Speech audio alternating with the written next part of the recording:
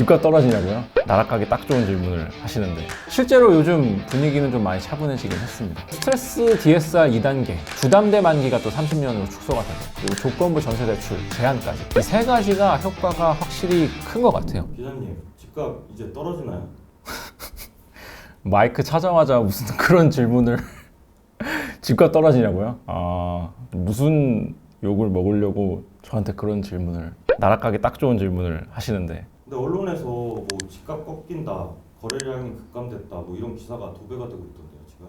그쵸. 그리고 그 중에는 이제 저희 매경에서 나온 기사도 있죠. 한풀 꺾인 서울 집값 거래 반토막 해서 저희가 막 크게 쓰기도 했는데 실제로 요즘 분위기는 좀 많이 차분해지긴 했습니다. 원베일리 뭐 이제 막 60억 이렇게 찍을 때만 해도 집값이 계속 쏠 줄 알았는데 뭐 인생이란 게 그렇지만은 않죠. 영원한 건 없습니다. 그래서 일단 얘기가 나와서 요즘 지표부터 보면 거래량이 일단 많이 줄었습니다. 서울 아파트 거래량이 오늘이 이제 10월 10일이니까 8월 거래량은 이제 집계가 다 된 거거든요. 그래서 이제 8월 거래량이 집계가 다 됐는데 6천 건 정도 최종적으로 나왔어요. 근데 이게 7월 거래량이 거의 9천 건이었거든요. 그러니까 3천 건 가까이 떨어진 거죠. 꽤 많이 떨어졌습니다. 거래량이 올해 1월부터 7개월 연속 꾸준히 계속 올랐거든요. 그러다가 올해 들어서 이게 처음 꺾인 거예요. 그리고 상당히 큰 폭으로 꺾였죠. 그리고 아직 집계가 한 달 남긴 했지만 10월 말이 돼야 이제 9월 거래량이 확정이 되긴 하는데 현재까지는 이제 9월 거래량이 2천 건이에요. 추세대로라면 이제 이달 만에 집계가 완료됐을 때 6천 건을 넘기기는 어려울 거다. 그리고 거래량이 2달 연속 떨어질 가능성이 높다. 뭐 이런 얘기입니다. 그리고 이런 기사도 있었죠. 9월 서울 아파트 상승 거래 절반 이하로.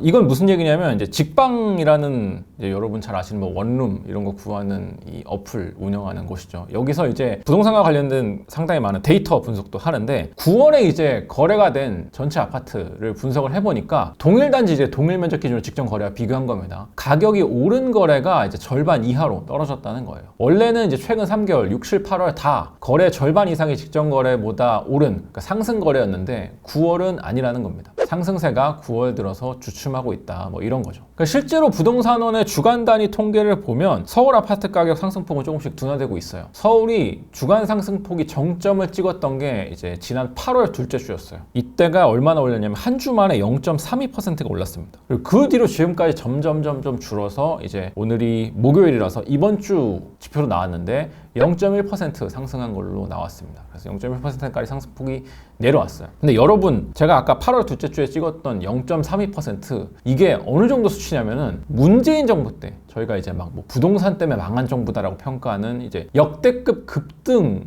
했던 시기들이 있죠. 일단 첫째가 2018년 9.13 대책이 나오기 직전, 그리고 2017년 8.2 대책이 나오기 직전, 이때 이제 두 번이 이제 급등기인데 이때 대책들이 나오기 직전 수준이에요. 그때 뭐 0.4, 뭐 0.3 이렇게 올랐었는데 지금 0.3이면은 그때 수준이죠. 실제로 한번 살펴보면 2018년에 9.13 대책 나오기 전에 8월, 뭐 9월 이때가 뭐 0.36, 0.37%씩 오를 때였어요. 그리고 2017년 8.2 대책 나오기 전에는 뭐 0.33, 0.24% 이렇게 올랐습니다. 그러니까 이제 부랴부랴 대출 규제가 나온 거고 지금은 그 효과가 좀 나타나고 있다 이렇게 보입니다. 지금 대출 규제 나온 지 한 달 정도 지났는데 확실히 효과가 있는 것 같으신가요?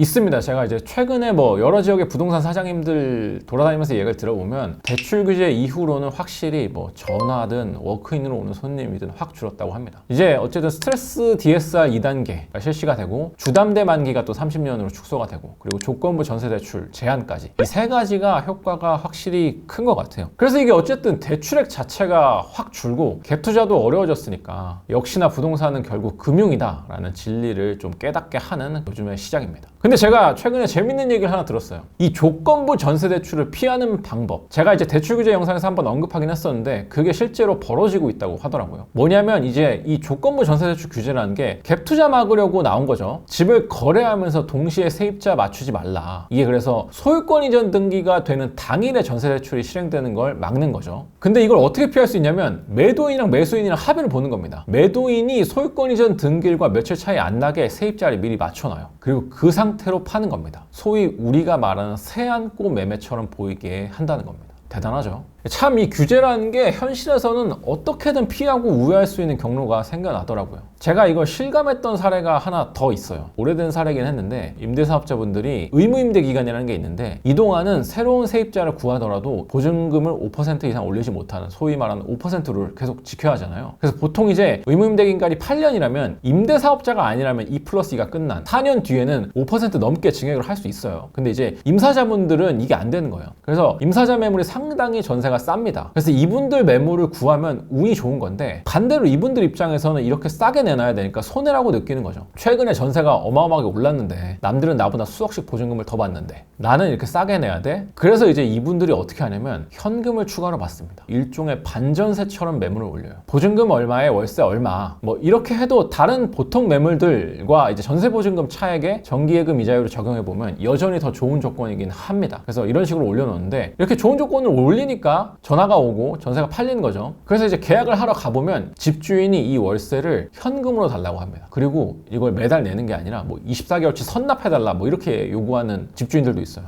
편법인 거죠. 실제로 보증금은 월세는 뺀 만큼만 올릴 수 있는 건데 그것만 받기는 아까우니까 이렇게 하는 거예요. 근데 세입자 입장에서도 그래도 좋은 조건인 건 맞고 내가 그렇다고 이 사람이 뭐 편법을 쓴다고 해서 신고를 해봤자 월세를 안 낼 수 있는 게 아니라 좋은 조건의 집을 거래할 수 있는 기회가 날아가게 되는 거니까 그냥 뭐 하는 거죠. 뭐 울며 겨자 먹기라는 표현이 조금 어색하긴 하지만 어쨌든 조건이 좋은 거니까. 근데 어쨌든 이걸 보면서 참 이 규제라는 게 어디든 빈틈이 있는 거구나 라는 걸 느꼈습니다. 어쨌든 대출 규제의 효과가 있다는 거예요. 그렇죠. 이제 비단 근데 대출 규제만으로 최근 집값이 한풀 꺾인 건 저는 아니라고 봅니다. 이제 아까 말씀드린 대로 최근 이 집값이 오르는 가파르기가 말도 안 되게 진짜 급등이었기 때문에 이 급등에 대한 피로감도 확실히 있는 걸로 보여요. 이제 원베일리 60억 원 이런 게 대표적이었죠. 저게 맞아 지금? 저 가격까지 가는 게 맞는 거야? 어쨌든 부동산은 이제 심리가 굉장히 영향을 끼치기 때문에 여기서 더 간다고? 이런 이제 의구심들이 좀 피어나고 이런 저항선에 부딪힌 것도 일정 부분 저는 있다고 봅니다. 그래서 집값 내리나요? 그 질문으로 다시 돌아오는 건가요? 이거는 사실 어느 누구도 대답할 수 없고 해서도 안 된다는 건 알고 계시죠? 일단은 집값이 내린다의 기준부터 각자 다들 다른 거잖아요. 뭐 통계가 마이너스 떨어지면 하락이냐 아니면 내가 보고 있는 단지의 실거래가가 지금보다 떨어진 가격에 찍혀야 하락인 건가 뭐 이제 각자의 기준이 다를 텐데 지금까지 저희는 지표 얘기를 했으니까 부동산은 통계가 마이너스로 돌아서려면 아직은 시간이 좀 더 걸릴 것 같습니다. 이제 아무런 변수 없이 지금 추세가 계속된다고 하더라도 저는 시간이 좀 걸릴 것 같아요. 저희가 지금 상승기 이전의 장기 상승이 언제였죠? 이게 2021년 말까지입니다. 2021년 말까지 쭉 상승이 이어지다가 2020년 초부터 하락이 시작이 됐죠. 그때로 이제 되돌려보면 지금 이제 아까 말씀드린 주간 단위 상승률이 0.1%인데 그때도 주간 단위 상승폭이 0.1%에서 확실한 마이너스로 돌아서기까지는 거의 6개월이 걸렸어요. 2022년 가장 마지막 주가 딱 0.1%였는데 이제 보합으로 볼 수 있는 뭐 0.3%에서 마이너스 0.3까지 뭐 여기서 왔다 갔다 하는 이 줄다리기가 6개월 정도 갔고 이것도 금리를 슬슬 올리는 시기라 그랬고 이른바 이제 빅스텝이 등장하고 나서 하느니 뭐 금리를 한 번에 0.5%포인트 올리고 나서야 급락장이 왔죠. 여러분 서울 아파트는 생각보다 쉽게 떨어지지 않습니다. 게다가 금리도 다시 내릴 분위기죠. 내일 많은 분들이 지켜보고 계시는 금통위가 있죠. 0.25%포인트 인하가 유력하다고 이제 다들 예상하고 있는데 뭐 당장 내일의 결정으로 저는 시장이 크게 요동치지는 않을 것 같다고 생각을 합니다. 갑자기 뭐 말도 안 되게 하는도 비컷을 하지 않는 한요. 근데 뭐 요즘 하는 총재님의 행보를 보면 하는에서 무슨 돌발 행동을 벌이더라도 이상하지 않긴 한데 어쨌든 뭐 0.25%포인트 정도 인하를 하더라도 갑자기 또 다시 상승으로 돌아서긴 어려울 것 같아요. 합리금리 차도 있고 절대적인 기준금리의 수치 자체가 중요하긴 하지만 그것보다도 하느니 앞으로 어떤 경향성을 보여줄 거냐가 즉 미국 따라 빠르게 내릴 거냐 아니면 뭐 천천히 내릴 거냐가 관건인데 내일 한 번만 가지고 이제 그 흐름을 읽긴 어려우니까요. 요즘은 워낙 뭐 다들 정말로 이 금융